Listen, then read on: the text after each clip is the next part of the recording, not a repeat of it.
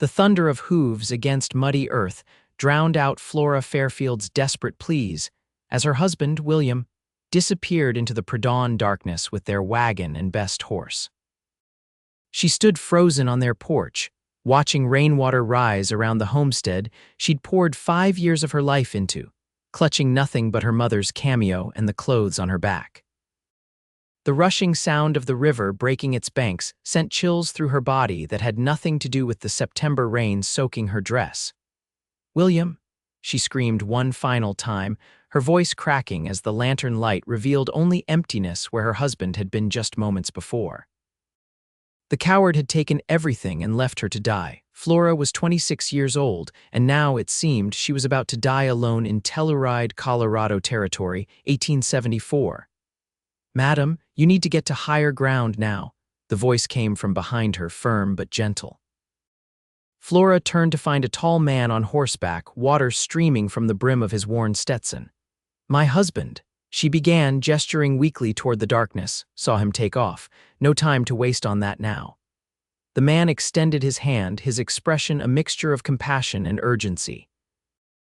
"I'm Adam Irving. Town's marshal sent me to check on outlying homesteads. This whole valley's about to be underwater." Flora hesitated only a moment before grabbing his outstretched hand. With one powerful motion, Adam pulled her onto his horse behind him. "Hold tight," he instructed as she wrapped her arms around his waist. "Ranger here is strong, but the water's rising fast." As they turned to leave, a thunderous crash made them both look back. The river had claimed a massive cottonwood, sending it hurtling into the corner of Flora's cabin. The structure groaned, foundations already surrendering to the surging water.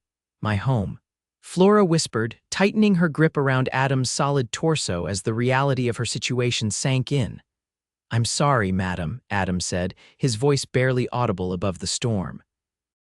He guided his horse away from the homestead, navigating through the rapidly rising floodwaters. "We need to get to higher ground." The night was chaos. Rain fell in sheets so thick Flora could barely see beyond Adam's broad shoulders. His body was warm against hers, a stark contrast to the cold rain and the even colder betrayal she was still struggling to comprehend. "Why would he leave me?" The words escaped before she could stop them.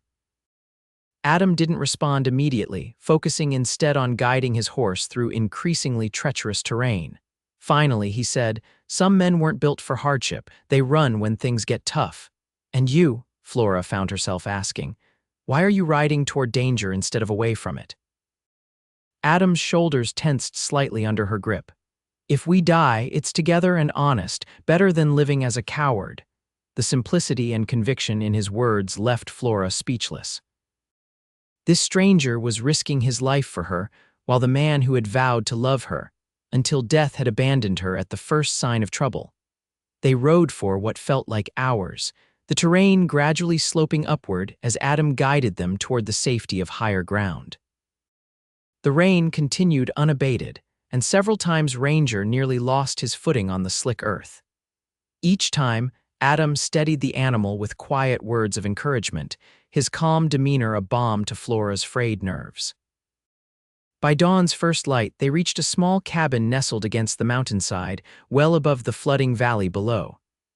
Adam dismounted first, then helped Flora down, her legs nearly buckling beneath her from exhaustion and cold.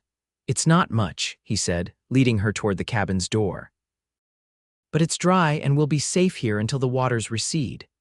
The interior was sparse but tidy, a small table with 2 chairs, a cast iron stove, a narrow bed in one corner, and a bearskin rug on the wooden floor. "This is yours?" Flora asked, wrapping her arms around herself as she shivered. Adam nodded, moving quickly to light the stove. "My place when I'm working this side of the territory. I train horses for the mines mostly, do some hunting and trapping in winter." As warmth began to fill the small space, Flora became acutely aware of her sodden dress clinging to her skin and the impropriety of being alone with a stranger. Adam seemed to sense her discomfort. "There's a trunk at the foot of the bed with some clothes." "My sister stayed with me last year when she was passing through. Might be something that fits you." He moved toward the door. I'll see to Ranger and bring in more firewood. Take whatever you need." Before Flora could thank him, he was gone, pulling the door firmly shut behind him. She stood for a moment, overwhelmed by the events of the past hours, before moving to the trunk. Inside, she found a simple blue cotton dress that looked close enough to her size. After changing into the dry clothing and hanging her wet dress near the stove, Flora sat at the small table, her mind racing. William had left her to die. The thought kept circling in her head like a vulture. 5 years of marriage, of building a life together in this rugged territory, and when faced with danger, he had chosen to save himself, taking their valuables, their transportation, their best horse. What kind of man did that? A knock at the door interrupted her thoughts. "Decent," Adam called. "Yes, thank you," Flora replied, suddenly self-conscious in the borrowed dress. Adam entered, his arms laden with firewood. He'd removed his drenched coat and hat, revealing sandy brown hair that curled slightly at his temples. His face, now visible in the growing light, was handsome in a weathered way, strong jaw covered with stubble, eyes the color of a summer sky, and a small scar across his right cheekbone that somehow added to rather than detracted from his appearance. He stoked the fire, then reached into a cabinet and pulled out a tin of coffee. "Hope you don't mind it strong," he said, setting a pot of water on the stove. "After tonight, I drink it straight from the grounds," Flora replied with a weak smile. Adam's mouth twitched upward. "That's the spirit." They sat in comfortable silence as the coffee brewed, the only sounds the crackling fire and the storm raging outside. When Adam finally handed her a steaming mug, Flora wrapped her fingers around it gratefully. "Thank you," she said, looking up at him. "Not just for the coffee. For coming back for me, you didn't have to do that."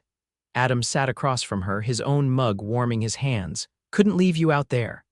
"William could," Flora said softly, the bitter truth of it settling in her chest like a stone. "Some men aren't worth the ground they walk on," Adam replied, his voice low but intense. "What happens now is up to you, Mrs." He trailed off, realizing he didn't know her surname. "Fairfield, Flora Fairfield." She paused. "Though I'm not sure I want to keep his name after what he did." Adam nodded. "Flora, then." The way he said her name sent an unexpected warmth through her that had nothing to do with the coffee or the fire. She looked away, uncomfortable with the feeling. "The storm should pass by tomorrow," Adam continued, seemingly unaware of her momentary discomfort. "Once it's safe, we can head into town. Marshal Donovan will organize search parties for anyone missing, and the community will come together to help those who have lost their homes." "I've lost everything," Flora whispered, the reality of it suddenly crashing down on her. Adam's blue eyes held hers. "Not everything, you're alive, that's a start." His words were simple but powerful. Flora found herself nodding, a tiny spark of resilience flickering to life within her. "Yes, I suppose it is." They spent the day in the cabin, trapped by the relentless storm. Adam proved to be a man of few words, but considerate actions. He prepared a simple but filling stew from dried meat and vegetables stored in his pantry, insisted Flora take the bed while he would sleep on the floor, and maintained a respectful distance that put her at ease despite their unusual circumstances. As darkness fell, the rain finally began to subside, though the wind continued to howl around the cabin. Flora sat on the edge of the bed, watching as Adam spread a blanket on the bearskin rug. "You said you train horses," she said, breaking the comfortable silence that had settled between them. "How did you come to that work?" Adam settled onto his makeshift bed, his back against the wall. "My father raised horses in Kentucky. I grew up learning his methods. When the war came, I joined up with the Union cavalry. After it was over, I couldn't go back to Kentucky, too many ghosts. Headed west instead." "The war changed many things," Flora said quietly. She'd been just a girl when it ended, but its impact had touched everyone. "It did." Adam stared into the dying fire. "Changed me, that's certain. Showed me what men are capable of, both the good and the terrible." "Is that why you came to Colorado?" Adam smiled, though it didn't quite reach his eyes. "Partly. Also came for the mountains. First time I saw them, I knew I'd found home." He looked up at her. "What brought you out here?" Flora sighed. William had dreams of striking it rich in the silver mines.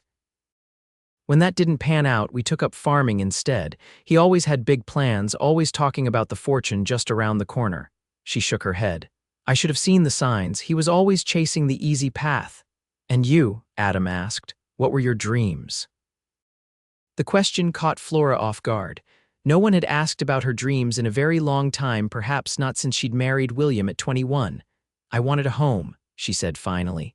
Children, a garden that would bloom every spring. Simple things, I suppose. Nothing simple about building a life, Adam replied. Takes courage to put down roots. Flora pulled the blanket tighter around her shoulders. Fat lot of good it did me. Everything's gone now. Buildings are gone, Adam corrected her. Land might still be there once the waters recede. And you've still got those dreams. Nothing stopping you from building again. Flora laughed, though there was little humor in it. A woman alone in this territory, with no money, no family, nothing but the borrowed clothes on my back. Be realistic, Mr. Irving. Adam, he corrected gently.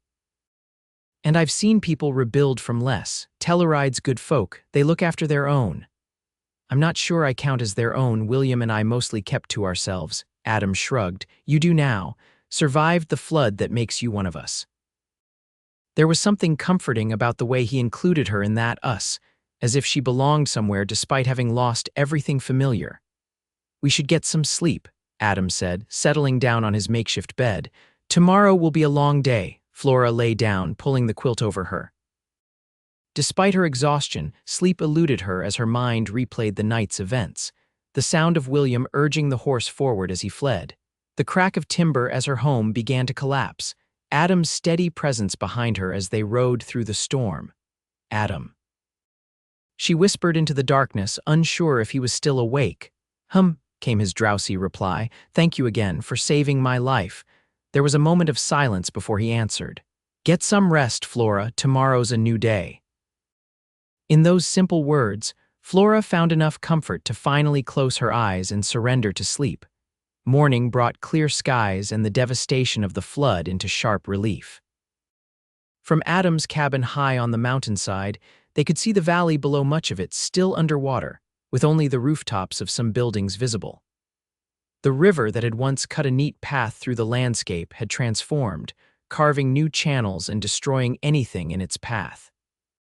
Lord have mercy, Flora breathed as she stood beside Adam, surveying the damage. Been a while since we had flooding this bad, Adam said grimly. Last time was before you came, 68 I think, took months to rebuild. How many do you think were lost? Flora asked, unable to tear her eyes from the scene below. Adam's jaw tightened.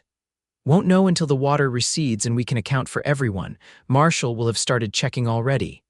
They made their way carefully down the mountain, Adam leading Ranger with Flora walking beside him. The horse couldn't safely carry them both on the treacherous path, so they proceeded slowly, picking their way around newly formed gullies and fallen trees. By midday, they reached the edge of town, or what remained of it. Telluride had fared better than the outlying homesteads, its location on slightly higher ground sparing it from complete destruction. Still, the damage was extensive. The mercantile's front porch had collapsed, several smaller structures were simply gone, and mud coated everything in a layer of silt and debris. People moved through the streets like ghosts, dazed expressions on mud-spattered faces as they salvaged what they could. Others worked with more purpose, forming human chains to clear debris or helping to shore up damaged buildings. Miss Fairfield, a voice called out, and Flora turned to see Sheriff Donovan approaching. The older man's usually neat appearance was disheveled, his gray mustache drooping with fatigue, but his eyes brightened at the sight of her. Thank the Lord. When we found your place washed out and no sign of you or your husband. William left, Flora said, the words still painful to speak aloud. Took the wagon and left me behind. Mr. Irving found me just in time. The sheriff's expression hardened as he looked from Flora to Adam. That's so, Adam nodded.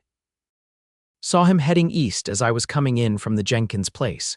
Didn't realize what he was doing until I got to the Fairfield homestead and found Mrs. Fairfield alone. Sheriff Donovan removed his hat, running a hand through his thinning hair. I always thought William Fairfield was an ambitious man, but I never took him for a coward. He replaced his hat, his expression grave. "Mrs. Fairfield, I'm sorry for what you've endured. The town will help you get back on your feet." "Thank you, Sheriff," Flora replied, touched by his immediate offer of assistance despite the town's obvious struggles. "But I wouldn't want to be a burden when everyone has lost so much." "Nonsense," the sheriff said firmly. "That's not how we do things here. For now, the church is taking in those who have lost their homes. Pastor and Mrs. Collins are organizing meals and such." As if summoned by mention of her name, a plump woman in her 50s appeared at the sheriff's side, her kind face lighting up at the sight of Flora Fairfield. "Oh, my dear girl." Mrs. Collins enveloped Flora in a warm embrace that smelled of baking bread and clean soap. "We've been so worried. Come along now, we've got a corner set up for you at the church, and there's hot food waiting." Flora found herself being guided away by Mrs. Collins' gentle but insistent hand. She glanced back at Adam, who gave her a reassuring nod. "I'll check in on you later," he called after her. "Got to help with the search parties first." For the next 3 days, Flora threw herself into the recovery efforts alongside the rest of the town. She helped cook meals for the displaced families, distributed clothing and blankets donated by those whose homes had remained intact, and joined the teams clearing debris from the streets. The work left little time for dwelling on her losses or her uncertain future, which was exactly what she needed.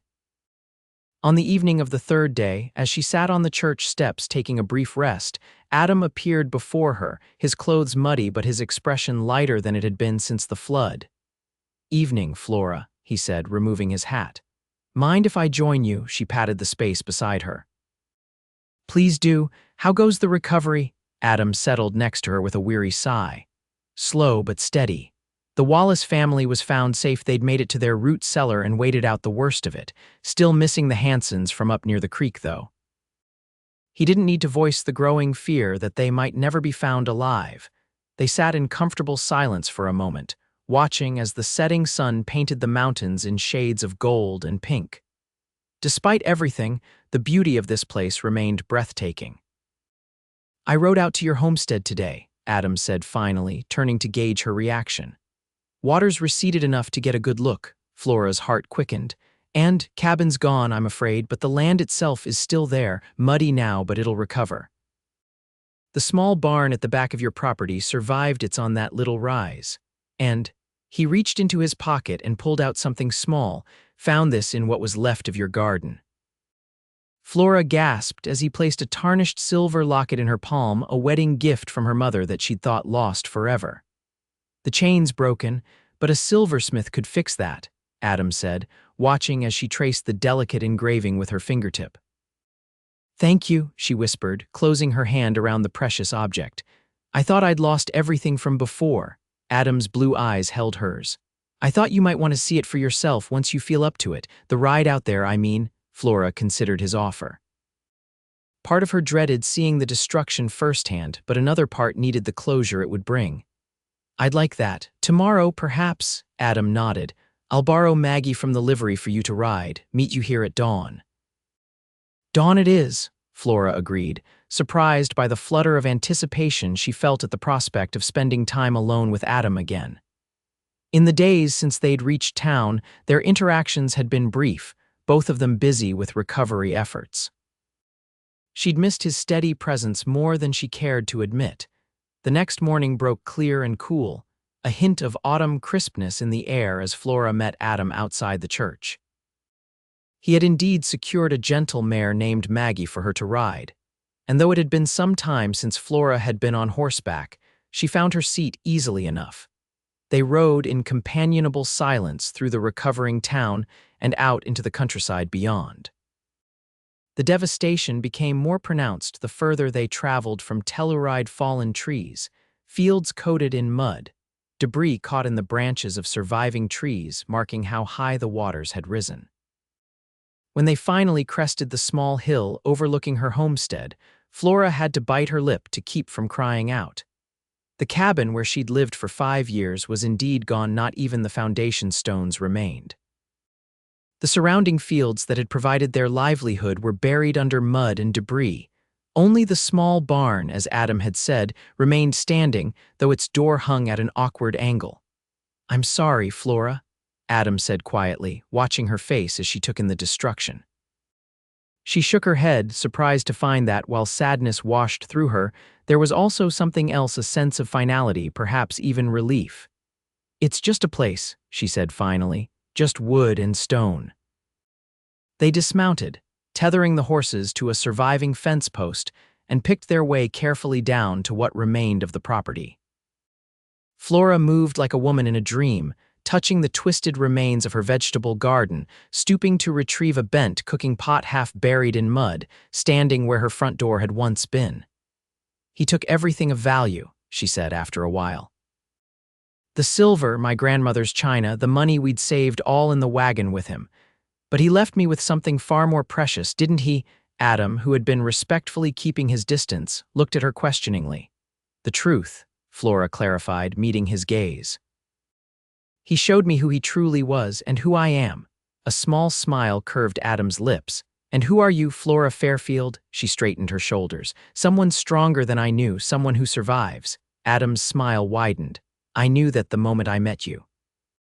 Flora felt a blush warming her cheeks and turned away, moving toward the barn to hide her reaction. "Let's see what's left in here." The barn's interior was relatively untouched, protected by its position on higher ground. A few tools hung on the walls, and in the corner the chicken coop stood empty, the birds either drowned or fled. "It's not much," Flora said, running her hand along a dusty workbench, "but it's something to start with, I suppose." Adam leaned against the doorframe, watching her. "What are you thinking?" Flora turned to him, a new determination in her eyes. "I'm thinking I want to rebuild. Not the same as before. I don't need a big cabin or fields for William's grand schemes, but something that's mine, something honest." Adam studied her for a long moment before speaking. "It would be hard work, especially alone." "I'm not afraid of hard work," Flora replied, lifting her chin slightly, "and I wouldn't be completely alone. The town has already been so kind." Adam pushed away from the doorframe, taking a step toward her. "I could help. I'm handy with a hammer and I know a thing or two about building." Flora's heart skipped at his offer and the intensity in his eyes. "I couldn't ask that of you. You have your own place, your own work. You're not asking, I'm offering." Adam took another step closer. "I've been thinking about something you said that first night, about wanting a home, children, a garden, simple things that aren't simple at all." Flora's breath caught as he continued. "I've never had much use for fancy words or grand promises," Adam said, his voice low and earnest. "But I believe in building things that last, in putting down roots that can weather storms." He paused, seeming to gather his courage. "I know it's soon, too soon, maybe, but there's something between us, Flora, something real, something worth exploring if you're willing." Flora stared at him, this man who had saved her life and now stood before her offering something she'd never truly had with William: partnership, respect, perhaps even in time, love. "It is soon," she agreed softly. "I'm still raw from everything that's happened." Adam nodded, accepting her words without defensiveness. "I understand. I'm not asking for promises, just a chance to see where this might lead. We could start with rebuilding this place as friends, as neighbors. The rest can come in its own time if it's meant to." There was such honest openness in his expression that Flora found herself smiling despite the tumult of emotions within her. "I think I'd like that very much, Adam." The relief and joy that crossed his face made her heart flutter. "Good," he said simply. "That's good." They spent the rest of the morning exploring what remained of the property, with Adam pointing out the best location for a new, smaller cabin and Flora envisioning where she might plant a garden come spring. By the time they mounted their horses to return to town, a tentative plan had formed, one that gave Flora something she desperately needed: hope. Over the following weeks, Telluride slowly recovered from the flood's devastation. Buildings were repaired, streets cleared, and a semblance of normalcy returned to daily life. For Flora, however, everything had changed. She continued to stay at the church, helping Mrs. Collins with cooking and mending in exchange for her keep, while spending her days either assisting with town recovery efforts or working alongside Adam to clear her land. Word of William's abandonment had spread throughout the community, and rather than facing judgment or pity, Flora found herself surrounded by support. Women pressed jars of preserves into her hands, men offered labor for her rebuilding efforts, and even the children did their part, collecting nails from the debris for reuse. Adam was true to his word, dedicating every spare moment to helping Flora rebuild. They started with the barn, repairing its damaged door and reinforcing its structure to serve as temporary shelter while they worked on plans for a small cabin. Their days fell into a comfortable rhythm, working side by side, sharing simple meals, talking late into the evening about their pasts and their hopes for the future. It was during one such evening, nearly a month after the flood, that Flora received unexpected news. She and Adam were sitting on a newly constructed bench outside the repaired barn, watching the sunset paint the distant mountains, when Sheriff Donovan rode up the path to her property. "Evening, Flora, Adam," the sheriff greeted them, dismounting with a grunt. "Hope I'm not interrupting." "Not at all, Sheriff," Flora replied, rising to her feet. "Can we offer you some coffee? It's nothing fancy, but it's hot." "No thank you, madam. This isn't a social call, I'm afraid." The sheriff removed his hat, his expression grave. "I've had news of William." Flora felt Adam tense beside her, his hand moving instinctively to rest supportively at the small of her back. "What sort of news?" she asked, surprised by the steadiness of her own voice. "He made it as far as Denver, tried to sell your wagon and belongings there." The sheriff paused. "Got himself into trouble with some unsavory characters, gambling from what I understand." "That sounds like William," Flora said dryly, "always looking for the easy fortune." Sheriff Donovan shifted uncomfortably. "Yes, well. The long and short of it is he lost everything at the table, your possessions, the wagon, even your horse. Then tried to win it back with borrowed money when he couldn't pay his debts. The sheriff trailed off. They killed him," Flora finished quietly, somehow knowing it was true. The sheriff nodded solemnly. "I'm sorry, Flora.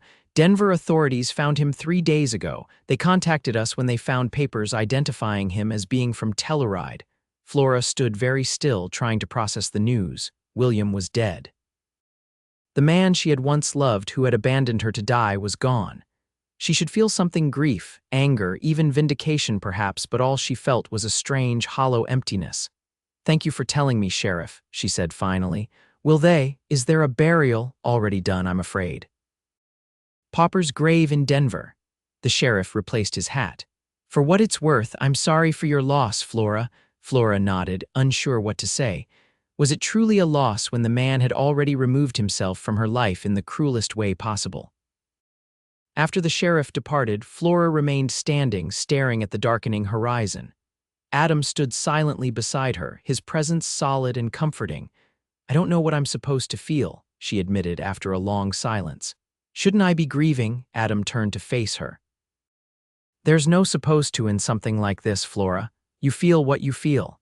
"That's just it," she said, meeting his gaze. "I feel relieved. Does that make me a terrible person?" Adam shook his head. "It makes you honest. He betrayed you in the worst possible way. Left you to die while he saved himself and your possessions. Grief isn't always the right response to a death." Flora sighed, leaning slightly against his solid frame. "I did love him once, or thought I did. Now I wonder if I ever really knew him at all." "Sometimes people show their true nature only when tested," Adam said quietly. "For better or worse." They stood together as darkness fell completely, the stars emerging one by one in the clear mountain sky. Flora was acutely aware of Adam's nearness, of the warmth radiating from his body in the cool evening air, of the steady rhythm of his breathing. "I should be a proper widow," she said finally. "Wear black, observe mourning customs." Adam didn't respond immediately. When he did, his voice was thoughtful. "My mother wore black for 3 years after my father died, said it was the proper way to honor his memory." He paused.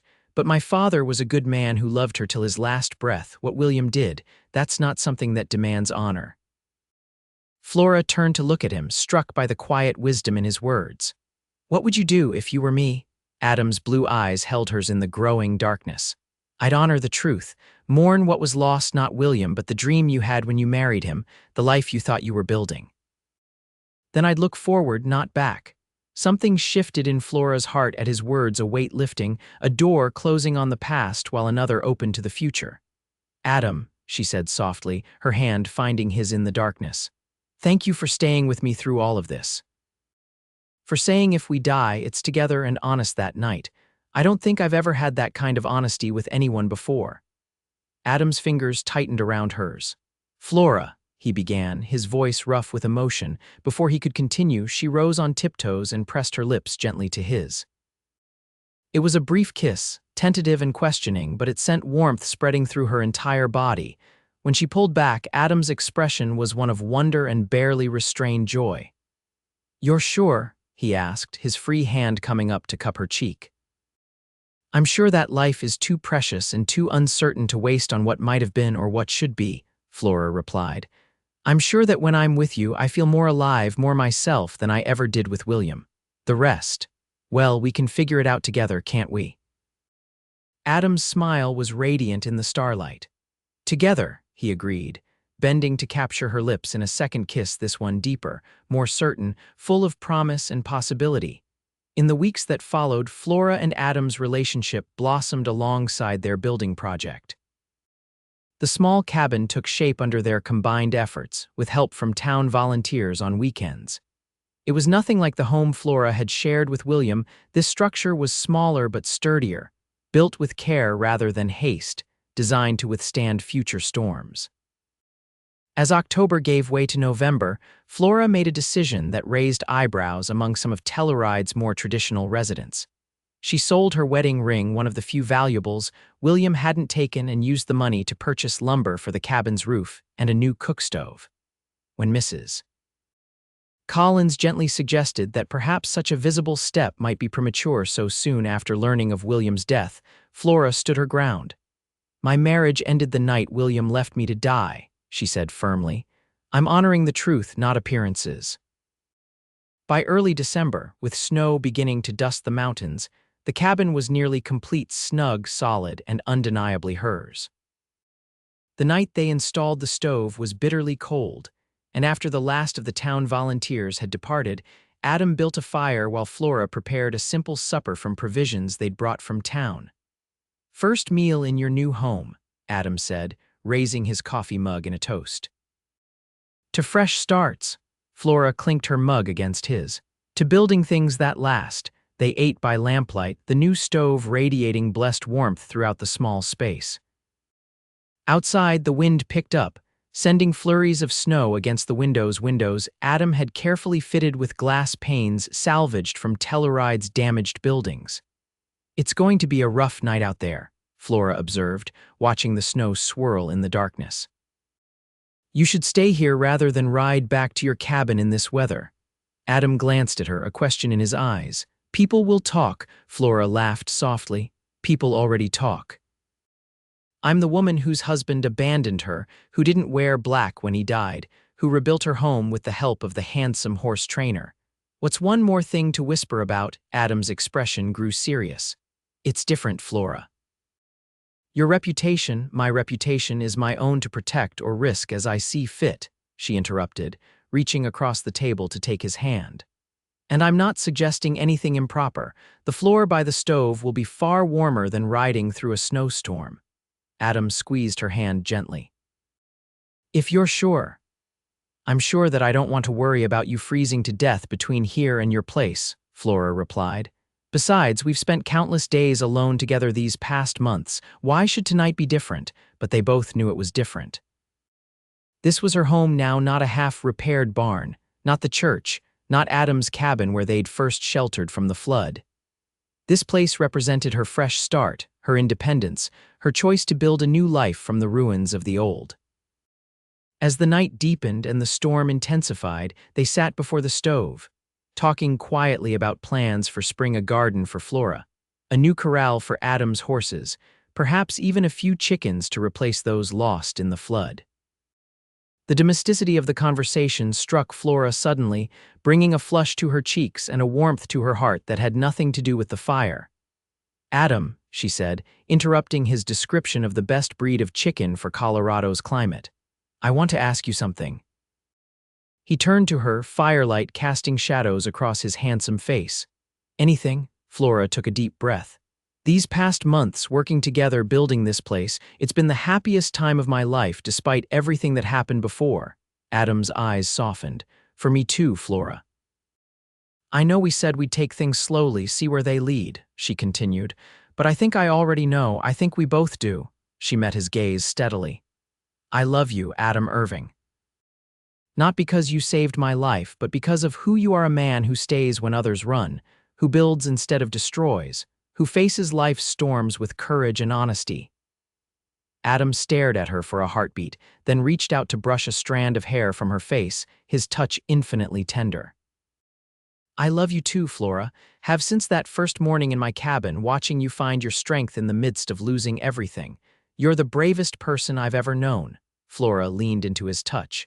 Then why are we waiting? Life is too uncertain, too precious to waste on arbitrary timelines or worrying what others might think. Flora Fairfield, Adam said, his voice low and serious. Are you asking me to marry you? A smile bloomed across her face. I believe I am.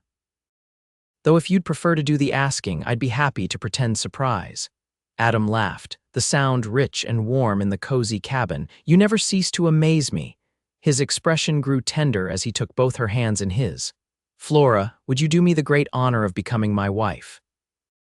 Not because convention demands it, or because you need protection, but because we choose each other freely and honestly. Tears of happiness pricked at Flora's eyes. Yes, Adam, with all my heart, yes. The kiss they shared was a promise of partnership, of home, of a future built together on the solid foundation of truth. Spring came to Telluride in a riot of wildflowers and renewal. The scars of last autumn's flood were still visible in the landscape, but new growth softened the damage, nature's own rebuilding effort mirroring that of the human inhabitants. On a perfect May morning, with the mountains standing sentinel in the background, Flora and Adam were married in a simple ceremony outside their completed cabin. The entire town turned out to celebrate, bringing food, music, and heartfelt good wishes for the couple whose love story had emerged from disaster. Flora wore a new dress of pale blue, not the traditional white of a first-time bride, nor the somber black of a recent widow, but the color of new beginnings, of clear skies after storms. Adam, usually most comfortable in his work clothes, cut a handsome figure in a new suit, though he'd refused to part with his favorite boots for the occasion. Pastor Collins, who had sheltered Flora in those first desperate days after the flood, spoke of resilience and hope as he joined their hands together. Sheriff Donovan, who had brought news of William's death and witnessed Flora's determination to forge her own path forward, stood proudly as Adam's best man. In this territory, the pastor said, addressing the gathered community, we know better than most that life can change in an instant. Floods come, winters are harsh, fortunes rise and fall with the mines, but we also know the strength found in standing together, in choosing to build rather than abandon, in facing whatever comes with courage and honesty. He smiled at the couple before him. Adam and Flora have already weathered storms that would break lesser spirits. They've built not just a home from the ruins, but a love based on the firmest foundation truth. As Flora and Adam exchanged vows, promising to face life together whatever it might bring, Flora thought of that terrible night when the floodwaters rose and William fled. In her darkest hour, she had found not just rescue but redemption, a chance to discover her own strength and to recognize true love when it appeared before her. I now pronounce you husband and wife, Pastor Collins declared. What God has joined together, let no man put asunder. As Adam kissed her to the cheers of their friends and neighbors, Flora knew with absolute certainty that this marriage was different from her first. This union was built on mutual respect and genuine love, not convenience or false promises. This was a partnership that would stand firm against whatever storms life might still bring. The celebration continued well into the evening with dancing, feasting, and more than a few toasts to the newlyweds.